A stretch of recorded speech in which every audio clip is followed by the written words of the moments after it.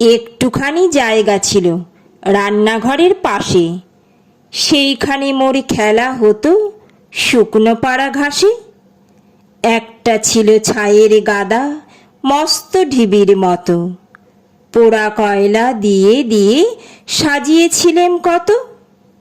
কেউ জানে না সেইটে আমার পাহাড় মিছিমিছি। তারই তলায় পুঁতেছিলেম একটি তেঁতুল বিচি। জন্মদিনের ঘটা ছিল 6 বছরের ছেলে। সেদিন দিল আমার গাছে প্রথম পাতা মেলে। চারদিকে তার পাঁচিল দিলেম কেরোসিনের টিনে। সকাল বিকাল জল দিয়েছি দিনের পরে দিনে। জলখাবারের অংশ আমার এনে দিতেম তাকে, কিন্তু তাহার অনেকখানি লুকিয়ে খেত কাকে।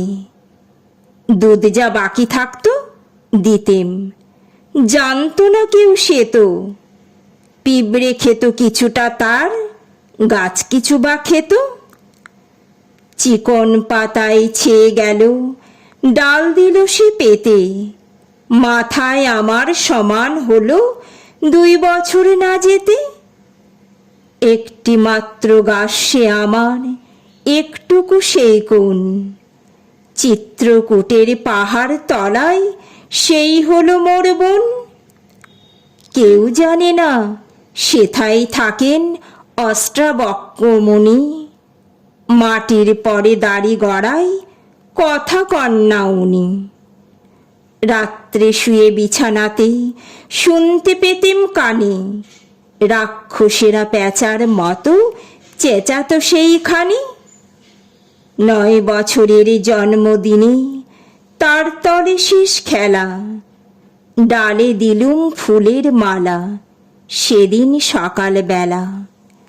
বাবা গেলেন মুন্সিগঞ্জে রানাঘাটের থেকে। কলকাতাতে আমায় দিলেন পিসির কাছে রেখে। রাত্রে যখন শুই বিছানায় পড়ে আমার মনে, সেই তেঁতুলের গাছটি আমার আস্তাকুড়ের কোণে।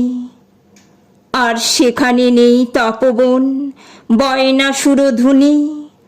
অনেক দূরে চলে গেছেন অষ্টাবক্র মুনি।